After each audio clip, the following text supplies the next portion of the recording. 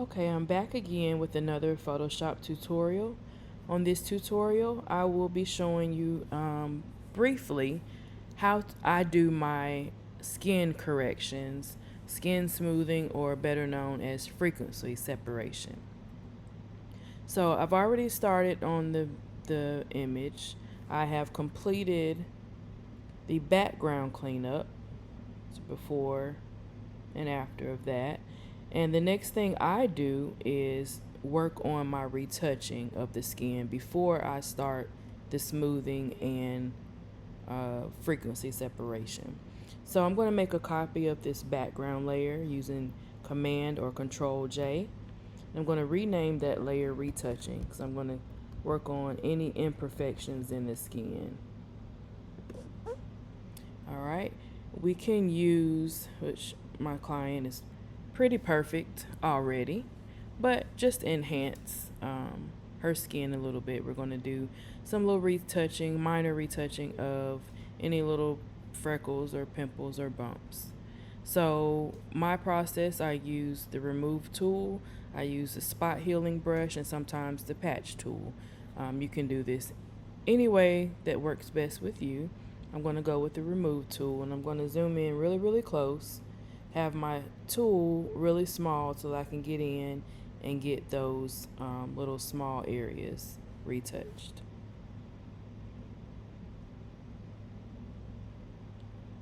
I'm going to fast forward through this process for you so that we can get to the frequency separation, which is what this tutorial is about.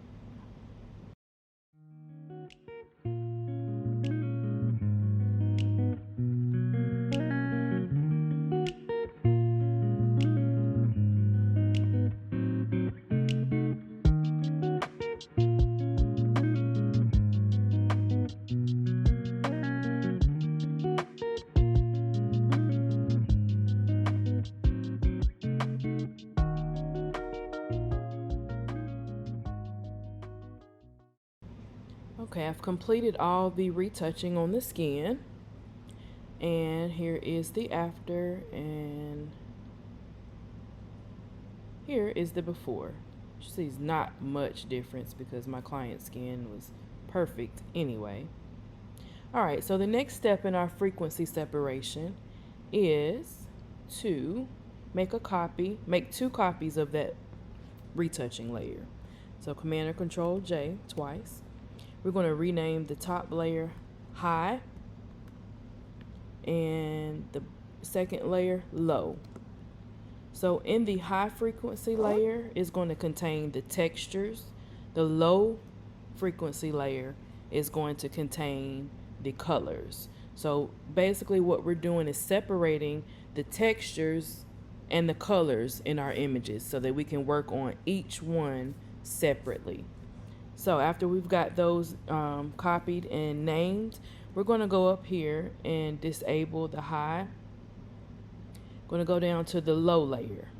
We're going to come up here and we're going to add some blur to the low layer. So go up to Filter, Blur, Gaussian Blur. And we are going to start down low, and you're going to select an area of the skin that's got a lot of texture. You may have to zoom in so that you can see. So this area of the skin has a lot of texture, and we're going to bump up this slider until we see the texture start to blur a little bit and soften, just past to where we can see the details at. And for me, I'm going to stop about right there. I'm going to hit OK. All right, we are going to enable the textures layer or the high layer. Going to click on that, and we're going to actually apply this to the low layer. So we're going to click on the high layer. We're going to come up here and click Image, Apply Image, and our settings is automatically going to say merged here.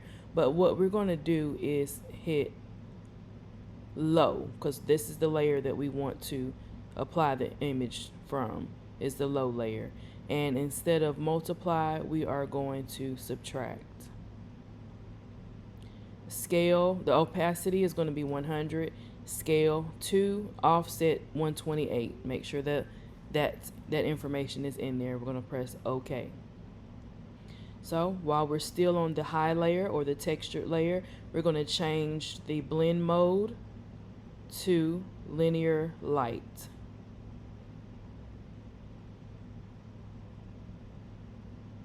Right here. And as you see, it puts our image back where it was to begin with. All right, so we've got our textures in the high layer. We've got our colors in the low layer. So what we're going to do is going to highlight both of these layers by highlighting the first one and hit Command and click the second one. And we're going to group these in a layer by itself. To do this, you're going to hit Command or Control G to group. And then we're going to rename, by double clicking on here, rename this group Frequency Separation.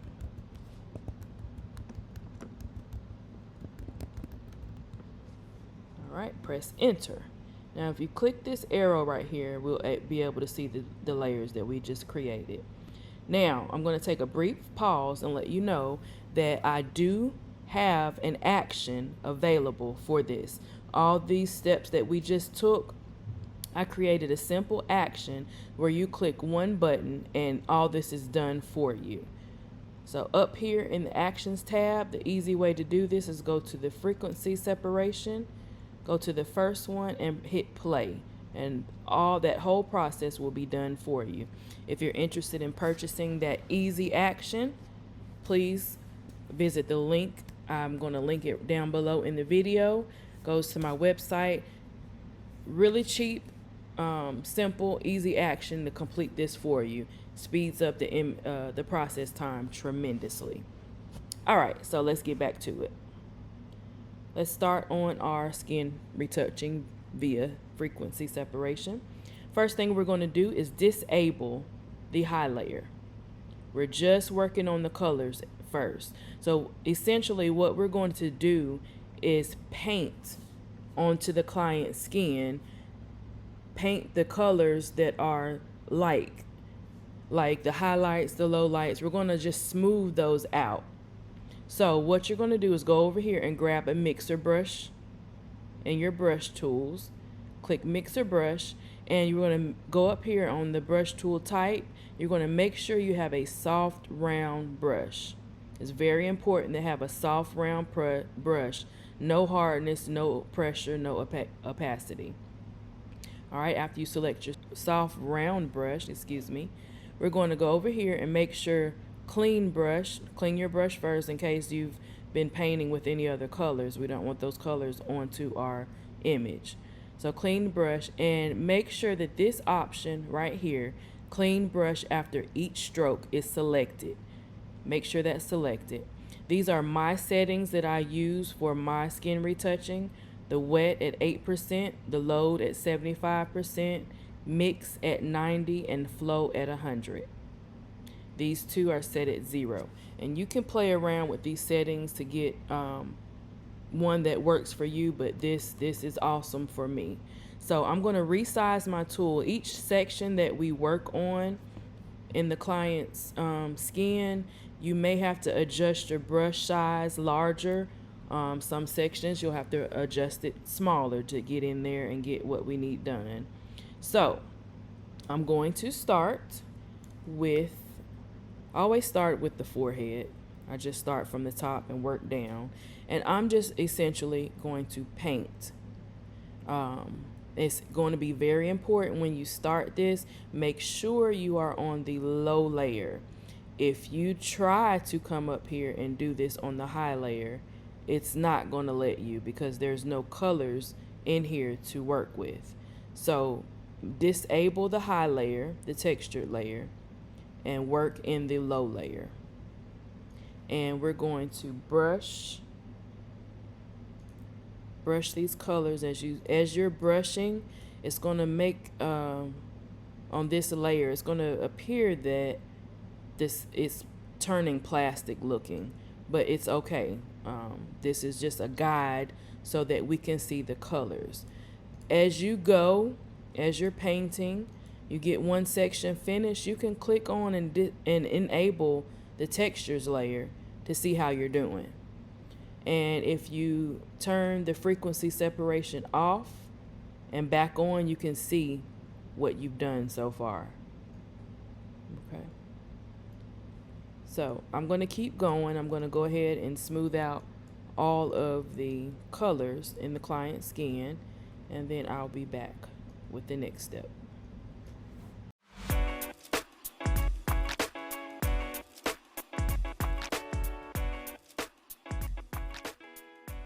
Okay, as you see, I've pretty much gotten all the skin smoothing out. Here is the after with all the layers turned on. I'm going to turn off the frequency separation layer so you can see what it looked like before. There's the before. And there's the after, just a polished look on her skin. Now, if you notice, I do not take out features that makes the client unique. Her freckles, you know, the texture of her skin. We're not messing with any of that because we don't want it to look fake. We want it to look as natural as possible, and this looks good. It's important as you're smoothing the colors out to make sure that you're smoothing light colors, like all the colors here in the way the flash is hitting her shoulders. We want to keep those colors together. We don't want to smooth out that so much that we lose that. But there is a way that we can get that back if that does happen during this process. Sometimes it's inevitable that it will happen. And I will be making rather another video on dodging and burning to get those shadows and highlights back if we lose them during the frequency separation process. Okay, the next step in the frequency separation is working in the textures layer. You know, before we started this process, we went ahead and did our retouching via spot healing, remove tool, patch tool, but sometimes there just may need to be like a little more tweaking in the skin textures after we do the smoothing of the colors. So with that being said, if there's any more additions that need to be made, we go to the high layer and we're going to grab the clone stamp tool. Now on the clone stamp tool as well, we're going to make sure we have a soft round brush. That's going to be important. And just zoom in any little textures here that we need to correct. Just use your clone stamp tool to correct those. So we click on an area that we want the skin to look like, and we're going to hold down the Alt or Option key to grab that source point, and then click the area to change. So I'm just going to go through and just even out some of the texture up here in the forehead. Like I said before, the client has got great skin to begin with, and the makeup artist did a great job on her makeup, so it's not much. There's not much that we needed to do to her skin anyway. But just touching it up just to bring out her beauty even more. So I'm just going to go through and just click areas that just need a little texture touch up. And that's what that layer is for. Okay, I think that looks amazing. She is beautiful, absolutely beautiful, and we have just enhanced her skin to give her that extra pop. So the last step in the frequency separation process is going back to the low layer or the colors layer, and we're going to just add a little more Gaussian blur just to even out that skin and color even more. So with the low layer selected, we're going to go up and grab the lasso tool, and we're going to feather it by about 5 pixels. What we're going to do is we're going to concentrate on the main areas of the skin, like the forehead, the nose a little bit, the cheek areas, and the chin if needed. A lot of times on my photos, I don't feel like this extra step is needed. A lot of people do, and some photos do need that extra step. Honestly, I think her skin looks great like it is, but I'm just going to go through the process to show you how it's done. So we're just going to take a little sample of the forehead here. We're going to select that, and we're going to go up here to filter. We're going to go blur and Gaussian blur, and we're just going to add just a little bit of blur to make her skin tone creamy.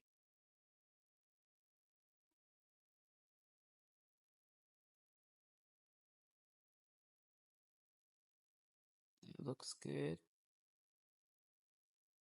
So we're going to do the same up under on the cheek area.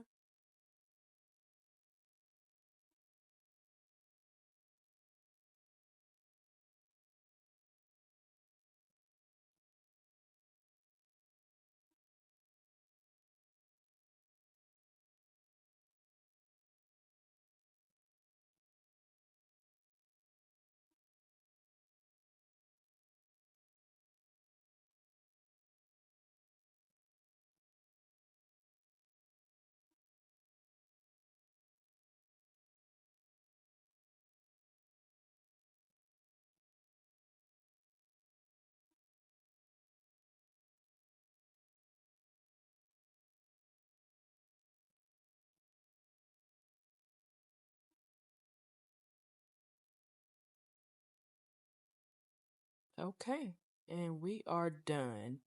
Now there is one more step that I am going to take on this photo, and this will be for the next tutorial. So be looking out for that.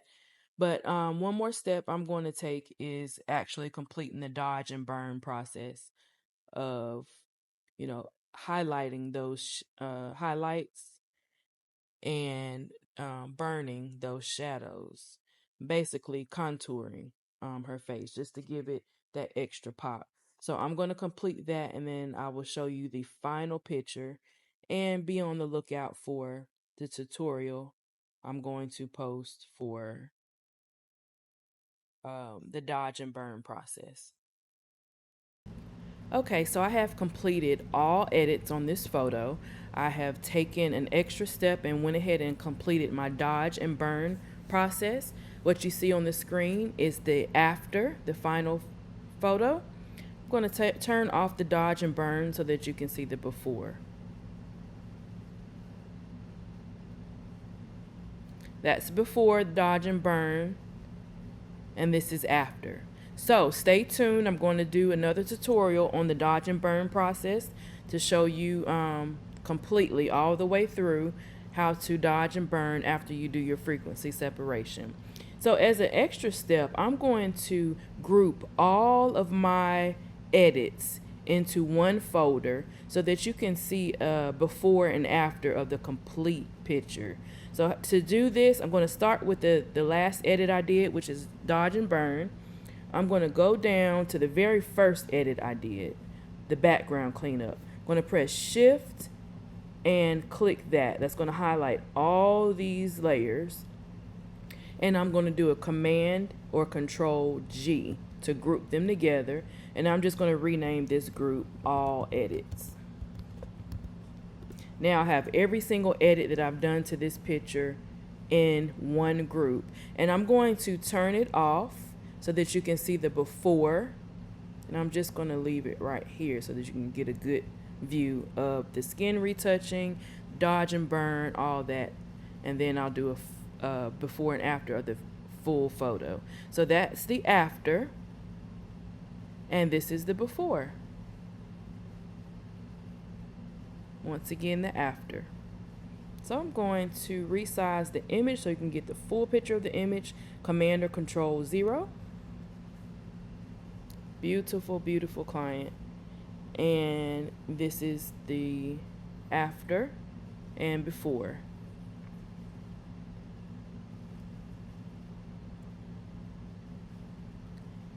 Once again, if this video helped you, I would appreciate it so much if you would hit that like button. Leave me a comment with your thoughts. Also, if you're not already subscribing, go ahead and click that subscribe button, and also share the video. If it helped you, you know another photographer that's starting out with photography or starting out with Photoshop. I know Photoshop can be very intimidating. It was for me in the beginning. Go ahead and share this video with them, and hopefully it'll help them as well.